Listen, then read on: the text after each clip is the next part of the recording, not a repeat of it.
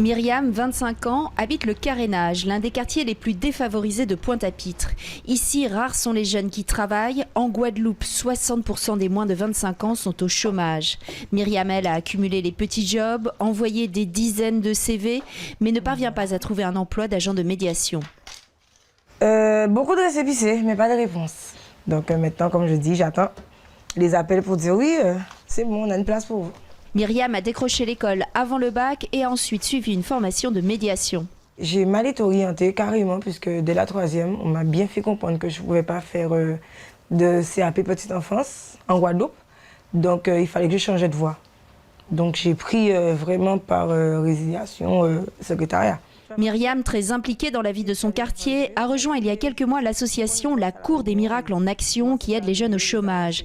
Réunion tous les mercredis soirs, sujet principal, faire pression pour décrocher des emplois dans le grand mémorial sur l'esclavage qui va s'ouvrir en juillet juste à côté du Carénage. C'est inadmissible que les jeunes du quartier à diplôme égal ne puissent pas travailler dans leur quartier. L'échec scolaire explique en partie le chômage, mais pas seulement. Les étudiants aussi peinent à trouver du travail. Comme Olivier, un master de chimie en poche, après 10 ans en métropole, il est revenu en Guadeloupe pensant trouver un emploi. Je suis bardé de diplôme, mais pour moi, il n'y avait pas de problème.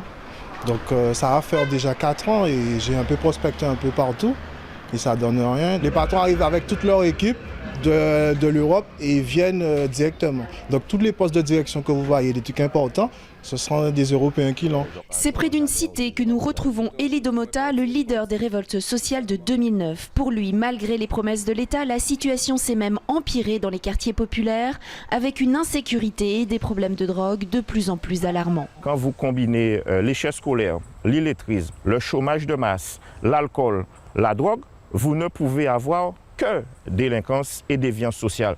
Il n'y a pas véritablement, ni de la part des élus guadeloupéens, ni de la part de l'État, volonté de sortir de cet engrenage qui mène les jeunes guadeloupéens à la déperdition. Demain, François Hollande sera sur l'île pour inaugurer le mémorial sur l'esclavage.